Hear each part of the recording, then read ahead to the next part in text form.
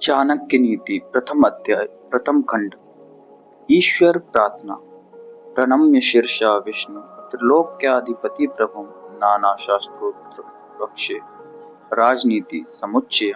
तीनों लोकों स्वर्ग पृथ्वी पाताल के स्वामी भगवान विष्णु के चरणों में शीश नवाकर प्रणाम करके अनेक शास्त्रों से उद्भूत राजनीति के संकलन का वर्णन करता हूँ।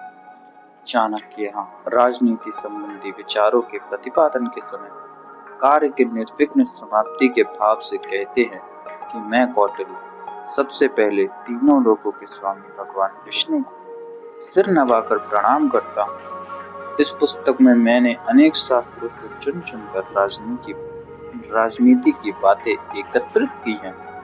यहाँ मैं इन्हीं का वर्णन करता हूँ। चाणक्य के लिए कौटिल्य का संबोधन इस कूटनीति में प्रवीण होने के कारण प्रयोग किया है। यह एक तथ्य है कि चाणक्य की नीति राजा और प्रजा दोनों के लिए ही प्रयोग किए जाने के लिए थी। राजा के द्वारा निर्वाह किए जाने वाला प्रजा के प्रति धर्म ही राजधर्म कहा गया है और प्रजा द्वारा राजा अथवा राष्ट्र के प्रति निर्वाह किया गया धर्म ही प्रजा धर्म कहा गया। इस धर्म का उपदेश ही नीति वचन के रूप में निर्विघ्न पूर्ण हो, इसी आशय से प्रारंभ में मंगलाचरण के रूप में विष्णु की आराधना से कार्य आरंभ किया गया है। द्वितीय खंड। अच्छा मनुष्य कौन। आदित्येदम यथाशास्त्रम नरो जानाति सत्यम धर्मोपदेश विश्यातम कार्याशकार्या शुभाशुभम। धर्म का उपदेश देने वाले, कार्य अकार्य शुभ अशुभ को बताने वाले इस नीति शास्त्र को पढ़कर जो सही रूप से इसे जानता है वही श्रेष्ठ मनुष्य।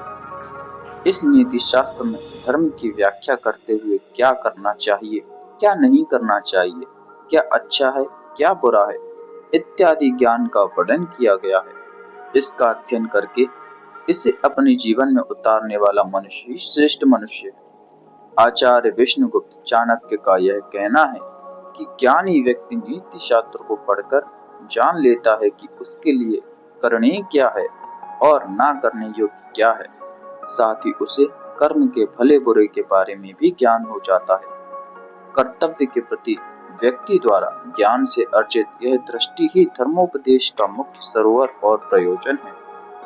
कार्य के प्रति व्यक्ति का धर्म ही व्यक्ति धर्म कहलाता है, अर्थात मनुष्य अथवा किसी वस्तु का गुण और स्वभाव जैसे अग्नि का धर्म जलाना और पानी का धर्म बुझाना है, उसी प्रकार राजनीति में भी कुछ धर्म धर्मानुकूल होते हैं और बहुत कुछ धर्म के विरुद्ध होते हैं।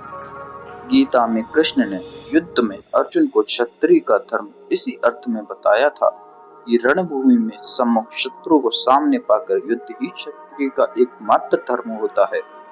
युद्ध से पलायन या विमुख होने का कायरता कहलाती है। इसी अर्थ में आचार्य चाणक्य धर्म को ज्ञान सम्मत मानते हैं।